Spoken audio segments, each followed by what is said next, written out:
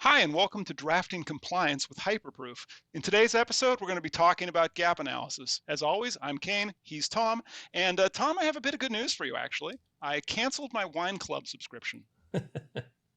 I'm sure that isn't true, but I bet you did get I, some beer in the mail. I genuinely canceled my wine club subscription. The reason why is my favorite winery actually had a sale. Oh, They're moving and love them a lot, so I went and bought cases and cases and cases of it. So I think I'm set for wine for the next year, I hope. oh. But I know today we're going to be talking about a beer, right? As always, we're going to kick off our episode of drafting compliance by sampling a craft beer and getting your take on it. So So I today's want to say beer, I've had this in my fridge, and I want you to zoom in on that picture there, if you will. I had this at eye level every time I opened my refrigerator, and this man does not look like he's having a good time. oh, I think he looks like he's about to sing some kind of riff. I'm not sure exactly what's going on the can, but it looks like the a microphone or something in the front there. I don't know. I But don't this know. It's beer is also got like an eyeball on it too. So again, yeah. very unique. So this is from Oliphant Brewing, which is in my neighborhood. It's up in Wisconsin, just outside of actually the Twin Cities, so just over the border in Wisconsin from Minnesota. It's called Super Squishy. It is a sour beer. So if you look at sort of rank all my favorite beers, sours are usually not high on the list. Although I've had a number of them that are quite good. This one has blackberry, raspberry, and coconut in it. So it's a sour ale.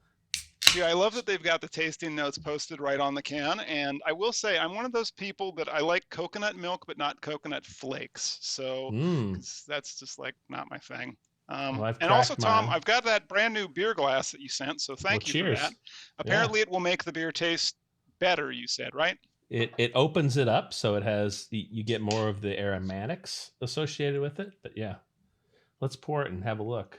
Oh my, I gotta Well, tell it's you right definitely away a the color. different color than the last one. Yeah, This this looks, has a oh dear, it's not almost all like a going to fit. grapefruit. Yeah, it's I'm not not. sure This I is a like big this. can. Oh, that's the problem. Okay. Did I do the Yeah, head right? you did great. Yeah, Okay, so good. I'm I'm eventually going not to sure learn if on the this. camera picks it up, but this has almost a grapefruit appearance when It's it's kind being of poured. cloudy too. I mean, I've Yeah. seen Oh, things it's like this definitely it's come an out of a ale. sewer. It's definitely an ale. So if we smell it, Oh, that smells like oh, ale with something rotten fruit. well, I smell the sour in it, if that makes sense. I smell the taste a little bit, I guess. Maybe like weirdly like raspberry or some kind of like Yeah, I get the berry smell in it for sure, which it some has it in berry. it. What's this supposed to have? Blackberry. No, it's been a while since I've had. Oh, it says raspberry right on the can. Raspberry and blackberry both. Yeah, I I get could a have little bit of cheated and berry. read that. I do not detect the coconut. I'm going to give it a taste. Yeah, and then we're going to talk about gap analysis, gap between, say, example, wine and beer. Well, it's definitely sour.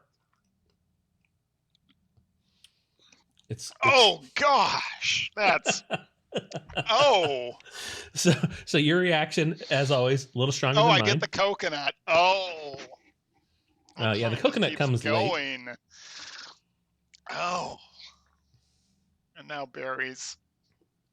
That's not right. Well, I'll say this about it: You the say these are coconut is your subtle, least but favorite. it comes late. It's on the back of the finish.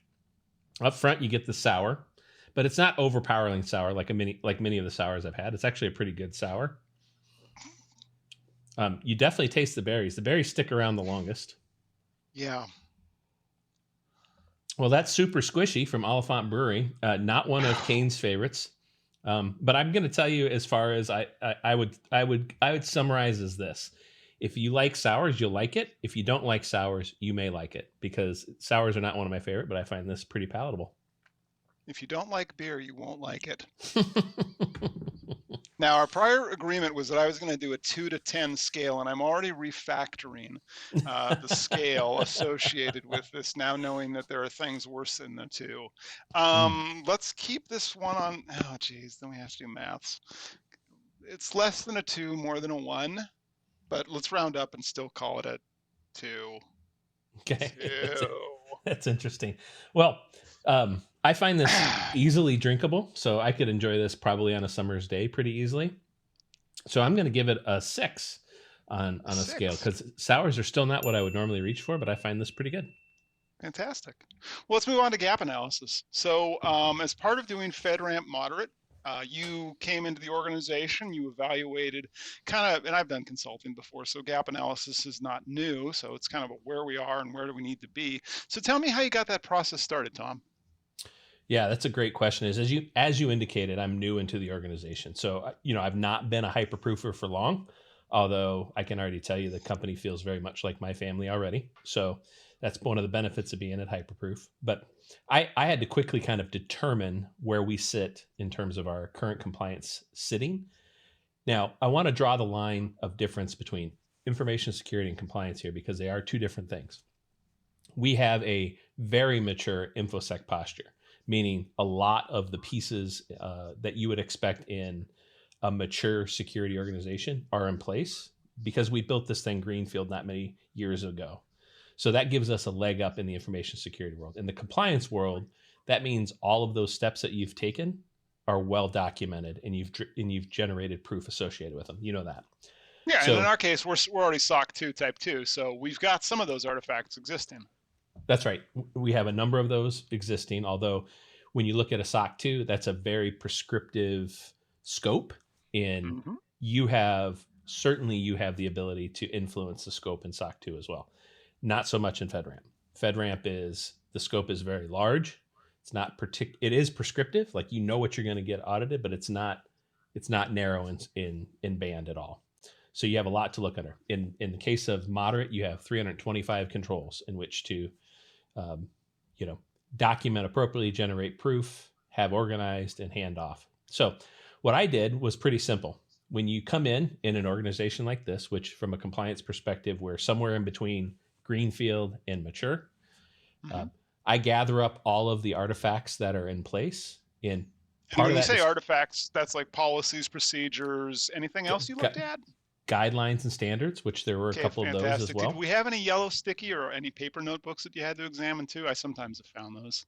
Yeah, I have found those in my past too. You and I both come from a compliance consulting practice, but no, here we Okay. are all digital. So I was combing through secure shares essentially, but the good news is fairly well organized. So I knew Hmm. pretty quickly where to find things, and when I didn't, there was somebody who could point me there.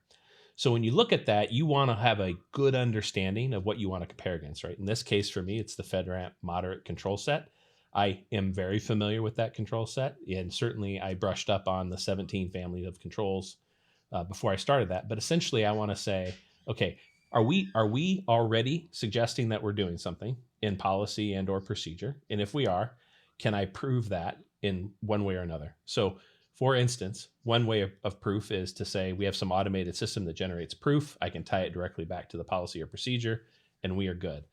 In other cases, it's you talk with the SME who has responsibility for that particular act or control, and you ask them to generate that proof.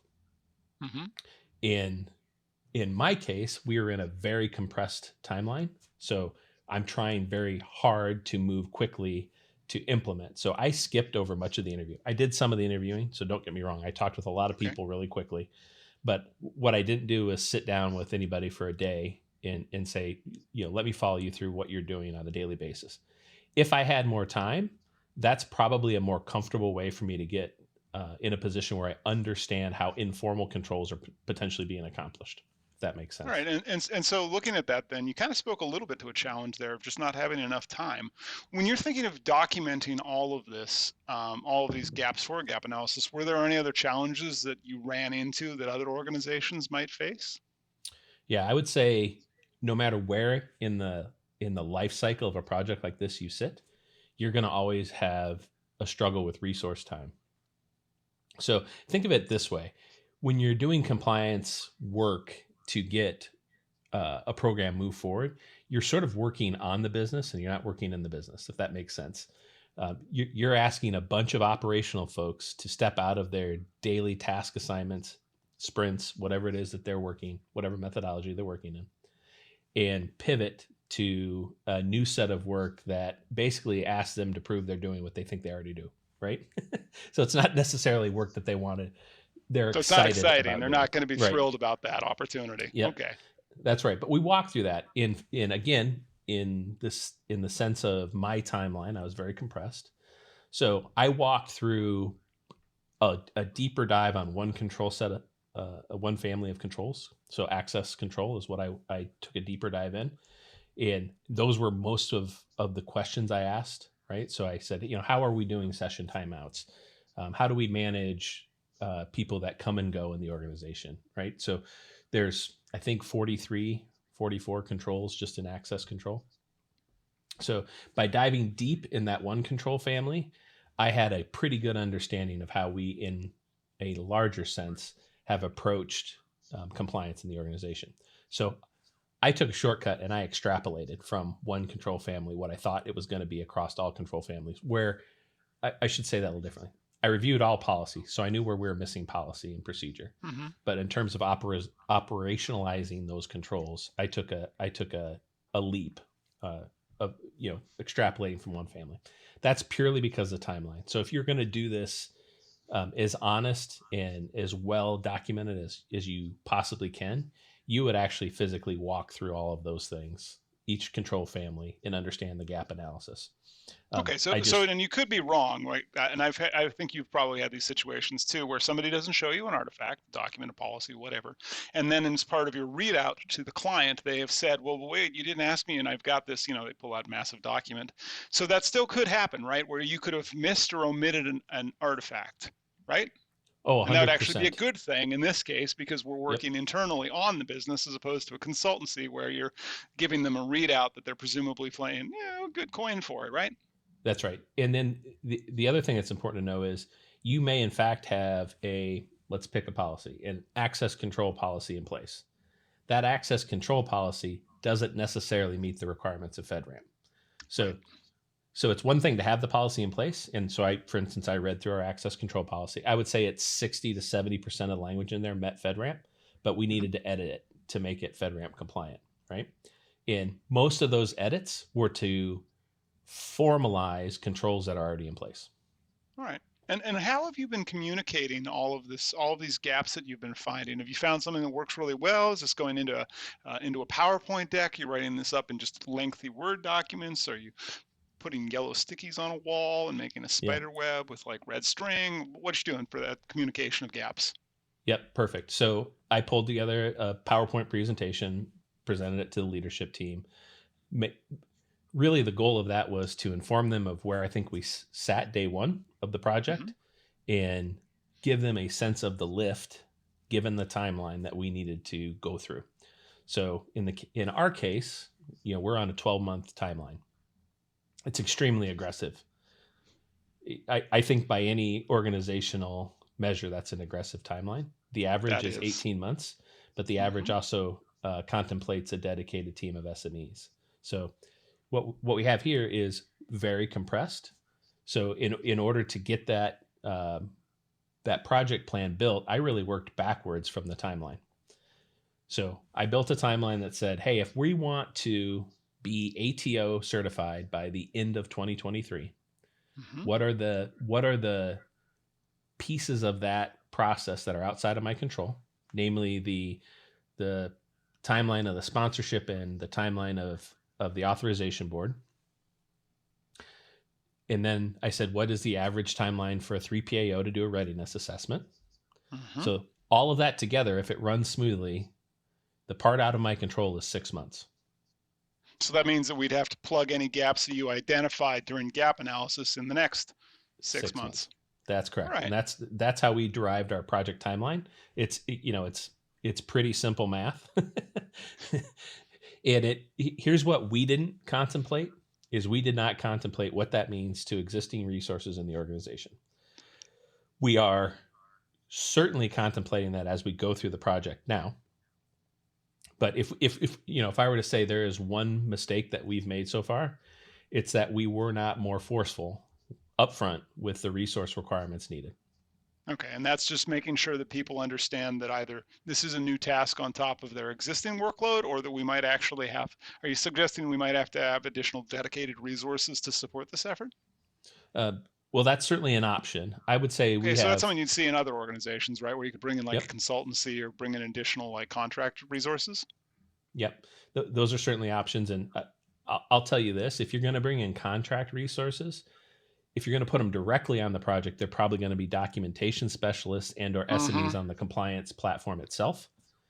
You're not going to bring in SMEs from an outside vendor that are operational experts in your environment. That Right. I mean that's a sure way to misstep in compliance, in my opinion. So what Definitely, you because don't it's want to, there's going to be time required to actually train them up on what the yeah, existing yeah, procedures they've got, even are, and they will fail an interview 100% of the time, well, 98% of the time. But we're getting right. ahead of ourselves, right? So you said that resources were a gap and possibly our first mistake. I think my first mistake was 24 beers in a year. I'm gonna write that one down as possibly. I mean, it's character building is what we're gonna go with. That's right. So that's kind of where we are on gap analysis. Anything else, Tom, to close out the episode? The only thing I would say is if you're doing this in your organization, there are some maybe a couple bright spots that you should make sure you absolutely have sorted out as you go in. First is you should have leadership commitment at the top of your organization. Definitely.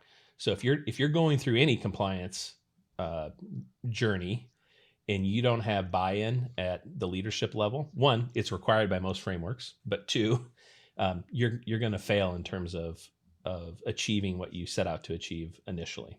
The second thing This just is cannot be a bottom-up arrangement. It's got that's to right. be driven from the top. Yep. And the second thing I would say is if you already have a framework in place, you are light years ahead of many organizations that are going on FedRAMP journey, Hmm. and find a tool set that allows you to move that current framework forward into FedRAMP.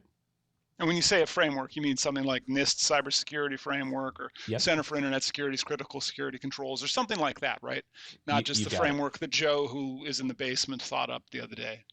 Yeah, you are correct. If you're using one of the widely accepted industry security frameworks, you will be able to move into FedRAMP more easily. You're still going to have to edit a bunch of documentation, but you still will have a enormous step forward of where you'd be otherwise.